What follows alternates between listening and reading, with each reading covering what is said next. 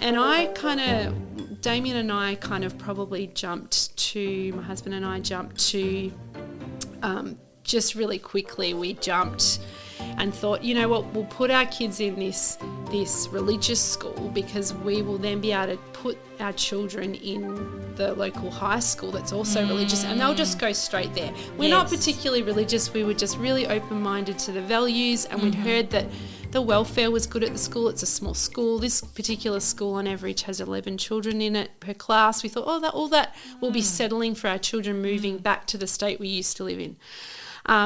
And what we've found is that we don't necessarily align fully with what the school provides, from just for lots of different reasons. I don't want to say too much, but it's more just saying that one child responded quite well. Yes. And the other child royally just did not cope with the ethos of the school and the way that it operated. And so this is, it's just about, number one, looking at what your individual child's needing, but also considering what the family fully aligns with as well. I think also I've had witnessed family who had 4 children at 4 different schools. Yeah.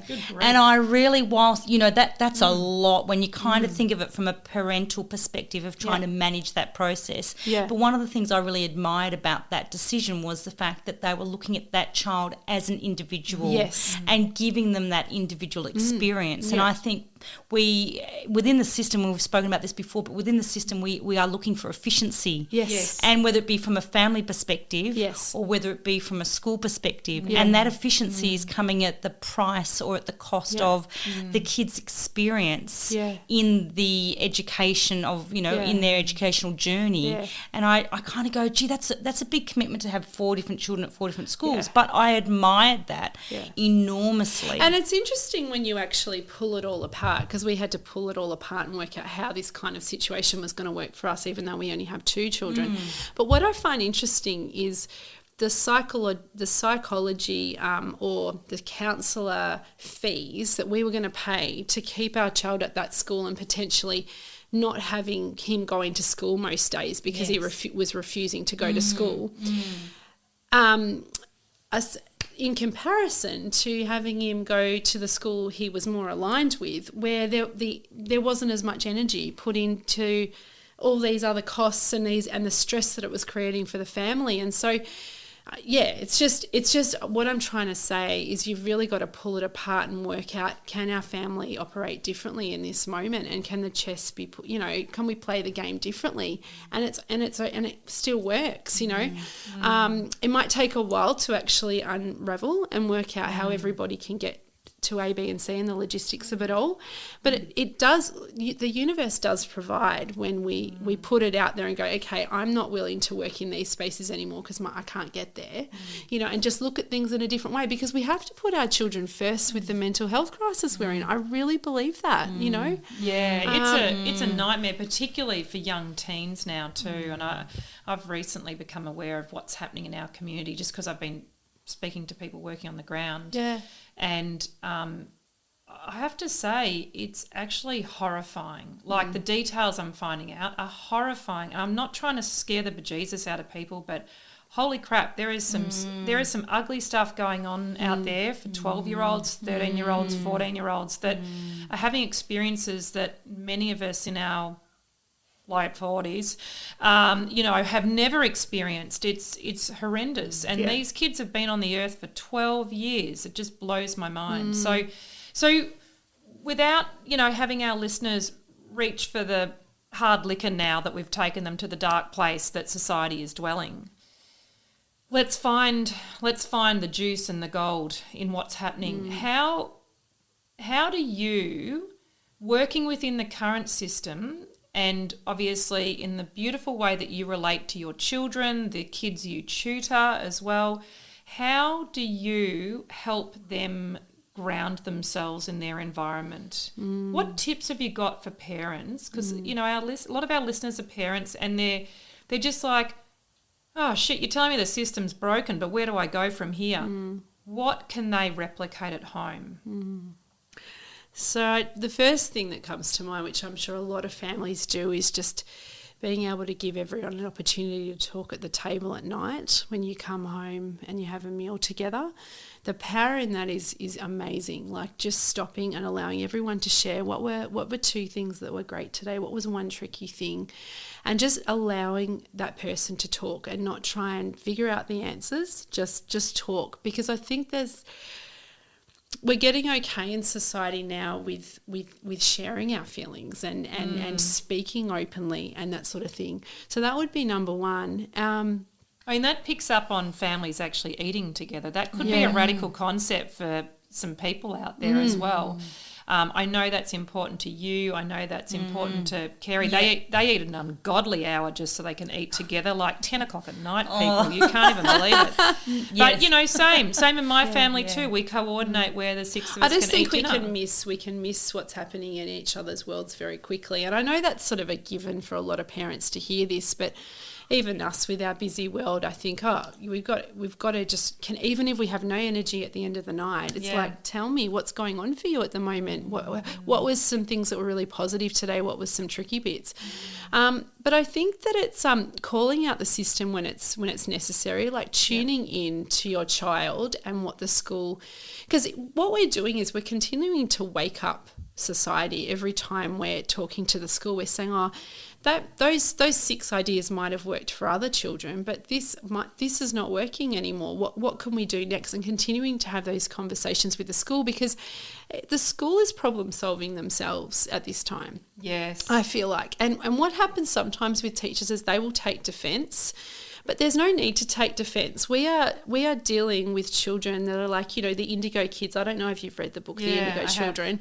But that whole notion of, we've got children we're being presented with today that have never, their personalities and the way they are have never been on this planet before. Like the degree that they're able to express themselves. And so therefore, we don't want to put them in a corner and say, just sit over there, you're not doing the right thing. We want to meet them.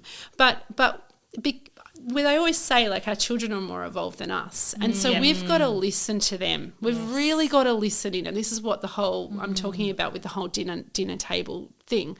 And then thirdly, if you get to a point where the school isn't able to meet you, you've exhausted all your avenues, and it's not their fault they can't meet you. It could be a variety of different red tape that they've got, or the capacity of the teachers. Some teachers are more connected to the awareness of the soul, or even if you don't want to go that far, just emotions and all that sort of thing, then you have to really question what is going to suit your child for the future, for their schooling. And, you know, I this whole idea of that's another topic. Diagnosing. I was just going to say I shouldn't bring this up necessarily. Well, you know, not we say, but should, so you're welcome to that's say really whatever you true. like. Yeah, but you know, like I've always said, and I recognise when you diagnose a child, the positives of it are that it gives skills to the people that are not sure how to manage that particular child, how to manage them. They might be given 6 or 7 strategies, which is helpful to a point. Yeah. But then what the damage also can be when you do diagnose them, they've got this kind of box for life. And actually they just might be in a transition stage. Their brain might be transitioning differently to other children for that 3 or 4 or 5 years. But actually they realign when, say, the parents work on their own stuff. I keep coming back to the parents today. Or the child is in the right environment that's more suited, or maybe they're given foods that are more nourishing for their soul, which help them to be able to connect to their heart space more. Or, you know, there's so many different variables that relate to a child behaving the way that they're behaving, and we've got to have the space to actually sit down and nut it out. And sometimes that can take years for that to transform. I mean, I know Kerry, you probably relate to that yourself. I just notice it with my own children. You know, there's a few years where they look like they're a bit, you know, wobbly, and then, you know, other times where they're just tuned into themselves completely.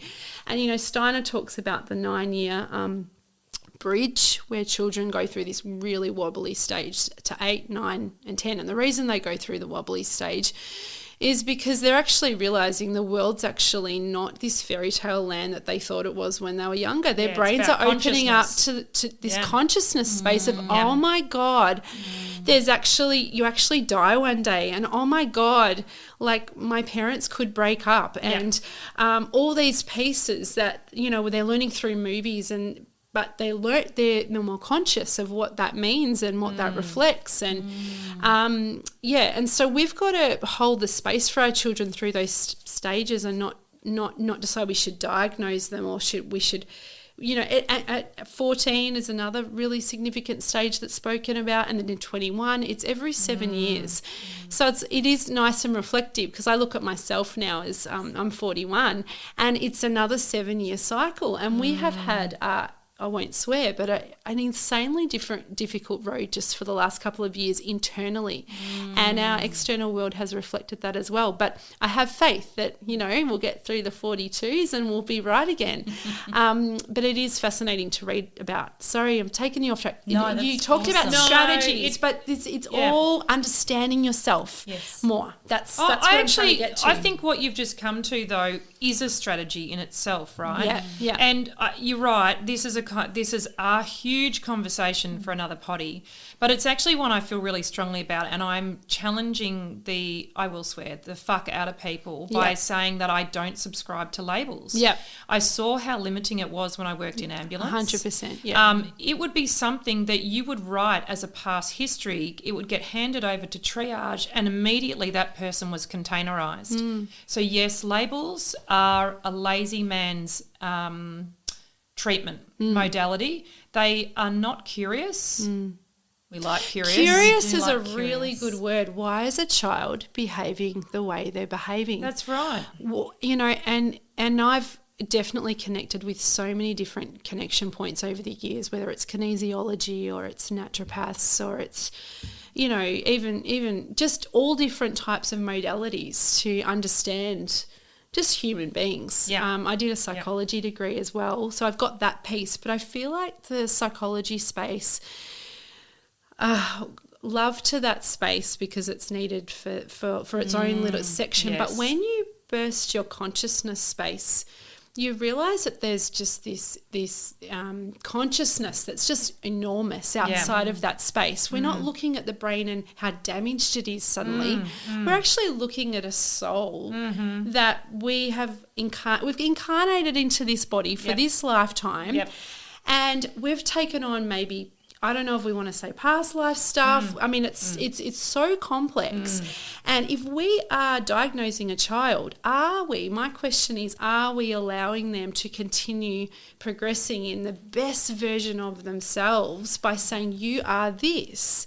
You know, it's just a question. It's a curious question, because I do come across children that do need support, you know, so I'm really wanting to be sensitive to that space, and I know the deep emotion that comes up with those parents if they were to hear this conversation, because, you know, I was working in a disabled school just recently, and those parents are, I just can't even, like, I'm covering my eyes now, like 24/7 dealing with some of the degree of intensity that some of these parents deal with through the night. I mean, I just love my 8 o'clock turn off point at night, where my kids are in bed, or 8:30 they're in bed, and I have my own space for a few hours.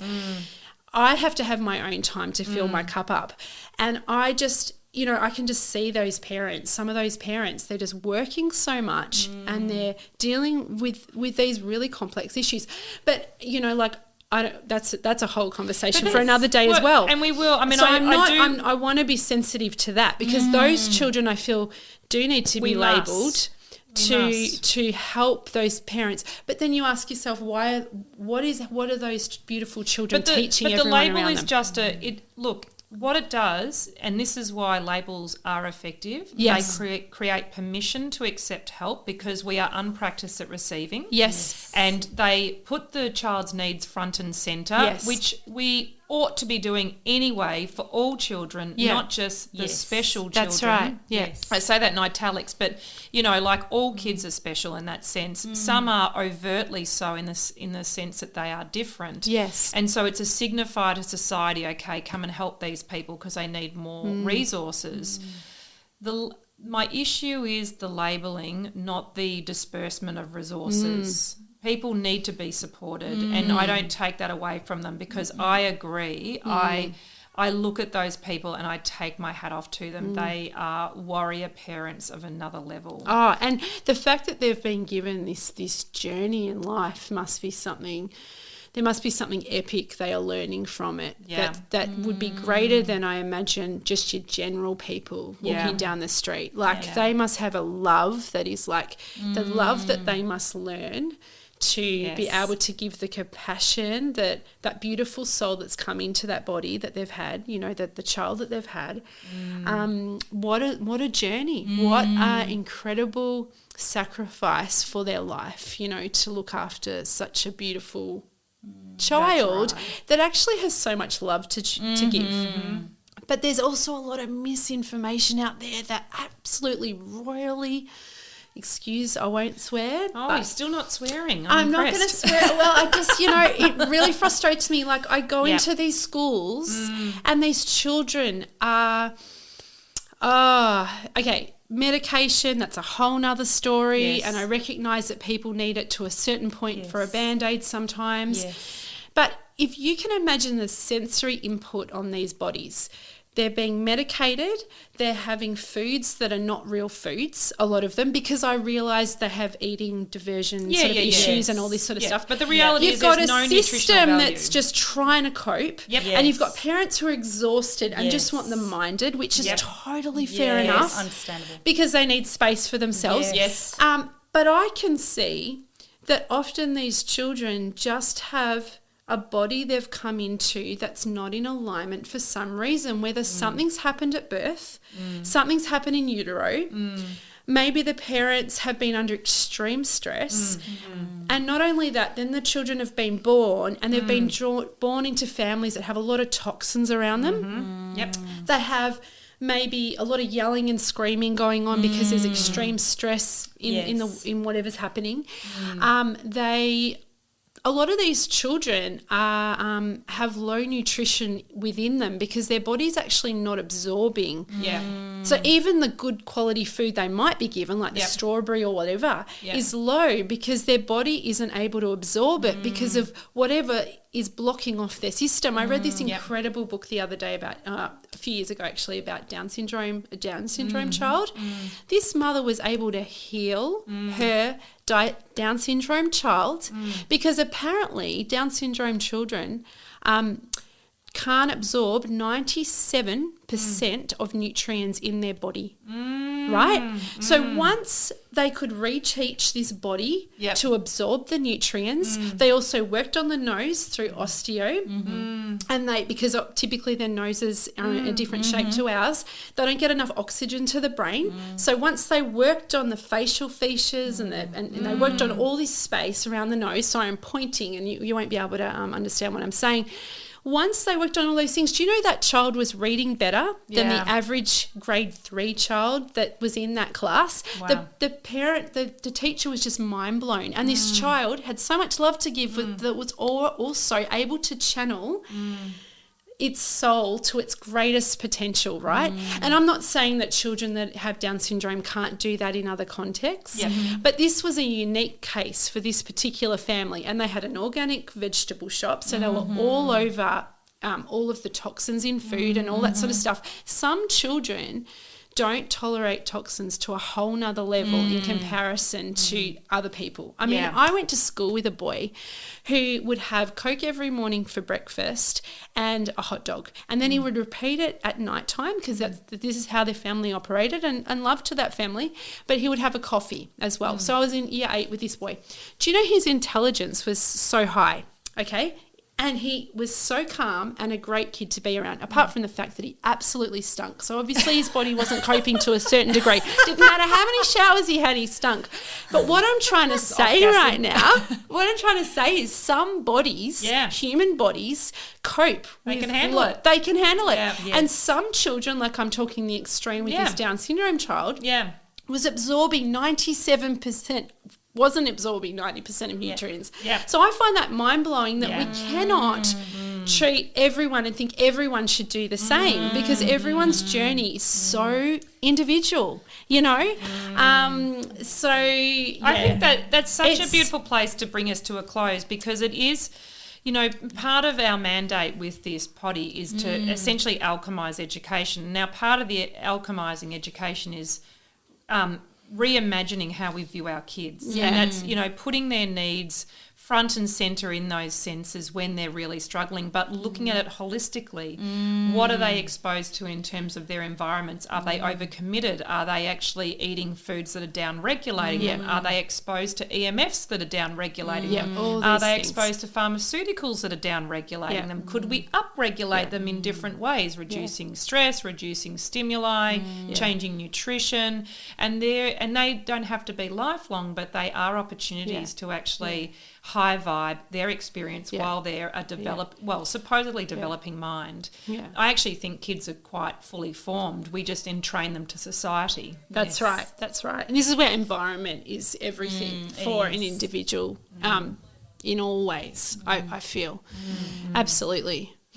Love it, Lauren. Love it. Oh, there's Lauren, so much I could say. Yeah, it's so there funny really when is. You ask a question and I'm off on my journey. That's what I love doing. Oh, we've loved having you here, Lauren, because honestly, your insight into the system and your experience around so many different learning environments, as well as your own family's needs and tuning into them as individuals is just amazing. And to what be able I to want share. to also share is, because I want to just plug into the fact that I am connected in different spaces, even within my own family. My own child, my oldest boy, at 2 years of age, I was told by the maternal nurse that he needed to be checked to see if he was autistic because he was showing signs of that. That's what she decided. And I refused to accept that because I could see other things going on for him. So I stopped seeing that person, right, immediately. Instead, I went to a naturopath and I went to a support sort of holistic counsellor.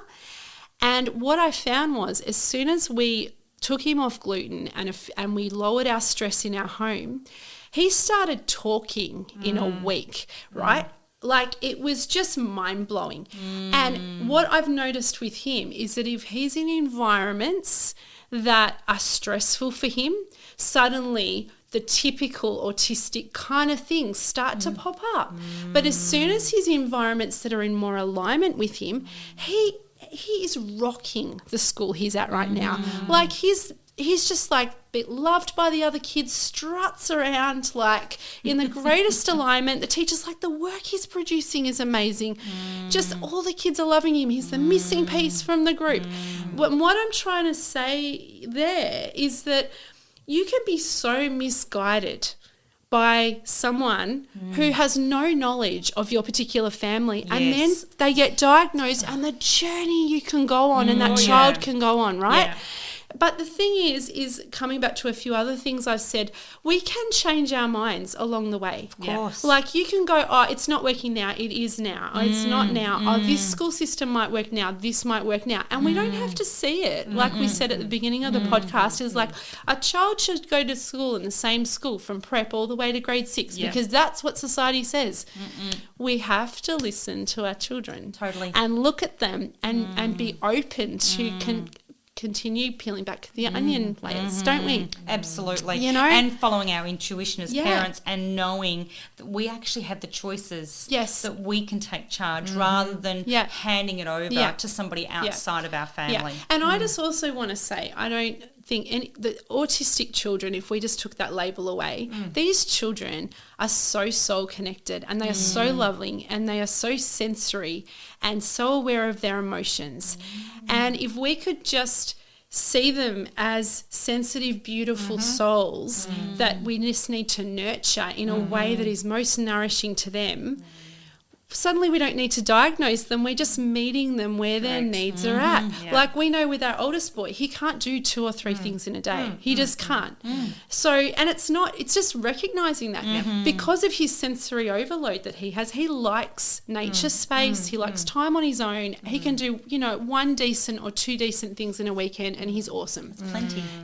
But anyway, I know you want to wrap things up, but I just want to piece together that I'm not aware, like, I'm aware of all of the pieces with this. I've come across a lot of different sorts of kids along the way, and our system is just slowly imploding and recreating into this. It's just going to keep evolving, And we've set up for the minority, and I think that's the point, is that we can spend all day going, look, and in some rare cases, we get it. There's always rare cases, but let's talk about the majority. I'm not saying you turn your back on anyone else, but you must look at the majority. So we have loved this conversation. Thank you, luscious Lauren. I love that name. Wow. Oh, that is you can have that every day. I do what my husband would say. He would agree wholeheartedly. I think Lauren, you really have just highlighted a lot of the things we've spoken about before, and it's so nice to hear it from your perspective. I'm just so deeply passionate about our children, and in a teaching space, it's really hard because you can upset parents along the way in saying what you have to say, but it's all opportunities for us all to look within again and check in with ourselves, isn't it? You know, and it's not our fault. I'm not saying anything like that. It's just as parents, let's allow the onion to keep peeling back for every single individual child that we have. That's right. Meeting their needs. And it's not about being perfect in this world. It's just allowing them to shine their light so they can come onto this planet and do exactly what they're here to do. That's what I'm ultimately passionate about. Love it. So peel that onion back if you can, peeps, and even if it makes you cry, persevere, because, sautéed onion is delicious. Tears are healthy too, aren't they? They are. Tears are really healthy. We love them. It's an expression. Actually, it reminds me of the onion. We've got to do it gently too. We don't want it to break apart, and just, gently... Just notice, be in the present moment with your child, and you'll have the answers. Perfect. Awesome. A perfect note to end on. Thank you. Yeah. Thank you. You're Quantum Mama Kerry now. I am. I know. No, I'm naked, remember? I love it. She's naked, people. Thank you, everyone, for your time. We really appreciate it. I think there's been a lot of gold and a lot of wisdom shared here today. Always. So we love it. Thank you, Lauren. Thank you for having me. It's fun. It's a pleasure. All right, Quanta folks, good on you. Go well. Get out there, get amongst it, look after your kids, look after yourselves. Be nice to the teachers, because seriously, there's a lot going on. Yeah, especially if you're a homeschooling parent. Be nice to that teacher. All right, be well. Bye, beautiful people. Bye.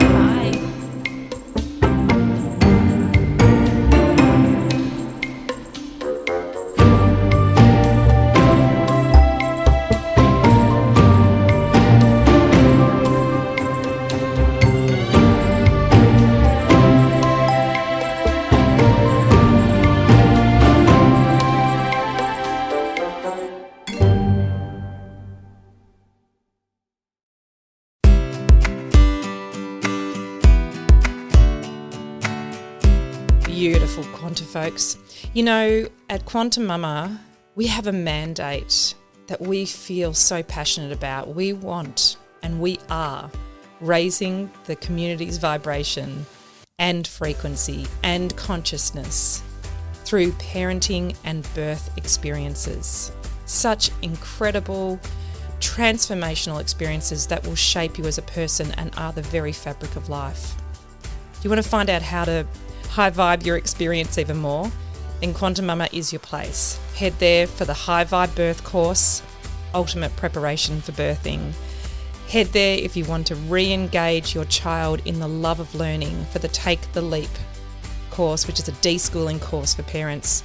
There's beautiful mind movies, and obviously this podcast is there, and we are here to support you. So head there for all the juice.